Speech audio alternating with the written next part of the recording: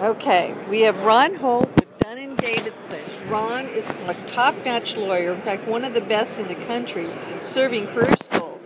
But we don't want to talk about that. We want to talk about his climb up Mount Kilimanjaro. Boy, I'm not sure I need to say anything more after that introduction. How much did I pay you to say all of that? Thank you, only Linda. telling the truth. Thank you, Linda.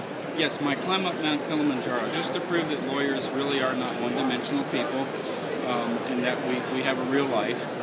I am going to, in January of 2013, climb up Mount Kilimanjaro in Africa, which is 19,330 feet at the summit, to raise money for water wells for poor villages in Africa that have dirty water.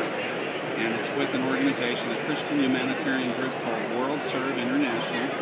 World Serve, in conjunction with an engineering company over in Tanzania, has already put in wells over the last 10 years that serve almost 2 million people in Tanzania and Kenya. But there's a lot more people in small villages that don't have wells yet, that have dirty water out of the river. It's a real problem. This isn't just World Serve or me telling you this. There are statistics from the UN that show that in Africa, for example, on average, every year, you've got around 6 million children that die of waterborne diseases. This is somewhere around one child every 15 seconds. And so if you can provide clean water through wells that are sunk into aquifers about 200 meters below the earth, these wells will last for 20 years. They cost about 25 grand.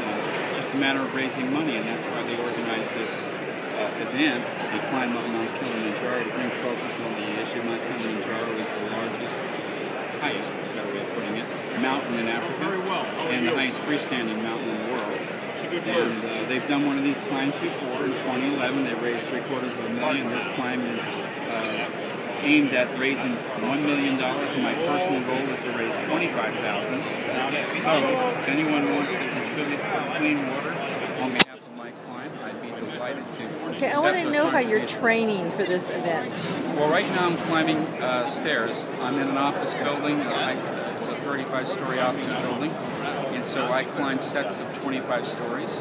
Before I came out to this convention here in Las Vegas on Tuesday night, I climbed 50 stories in 225 sets in 25 minutes.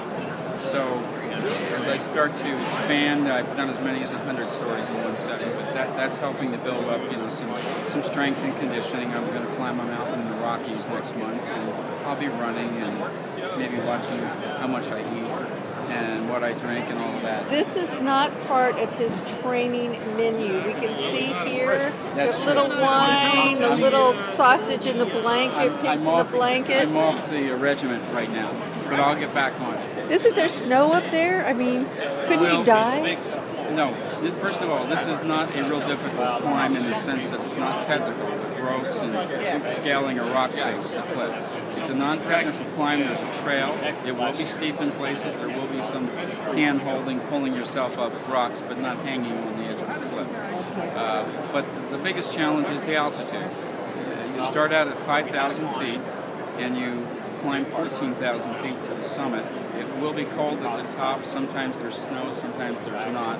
And that's because Kilimanjaro is the highest mountain in a tropical zone. It's 6 degrees south of the equator. So it's always warm there, and that means there's never a whole lot of snow on top. There aren't big glacier fields with these wide openings called crevasses where you could fall in and never be found again. They don't have that hazard. Like if you were climbing Mount McKinley in Africa, which is 20,300 feet, just 1,000 feet higher, and I was in Africa last year and saw Alaska, and saw McKinley. McKinley is dangerous because the top 3,000 or 4,000 feet of McKinley is always covered in snow and glaciers, whereas Kilimanjaro, because it's not in a subarctic region, instead it's in a tropical region, will mostly be cold and have some snow, but not real challenges. And we'll go with a guide company. We'll have Sherpas. There will be a doctor on the climb, so it's a relatively safe climb. You just have to get in shape. If somebody wants to donate, how would they donate to help you with this cause? Well, they'll make their checks payable to World Serve International. They can send those to me at send to my office address, which is Suite 2900, 1100 Walnut Street, Kansas City, Missouri, 64106. I will have a personal fundraising page up soon where they could donate online. And and I'll make that available to you, and then you can throw it on the end of this little video.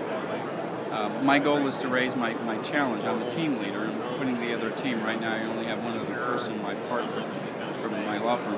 But my goal is to raise $25,000. So I have 6 months to do that, get ready, and all of that. And I'm sure it'll happen. And that money will pay for one water well for one village. Serve an entire village. Thank you, Ron. Good luck on that with that now can I endeavor. go back to my off the regiment?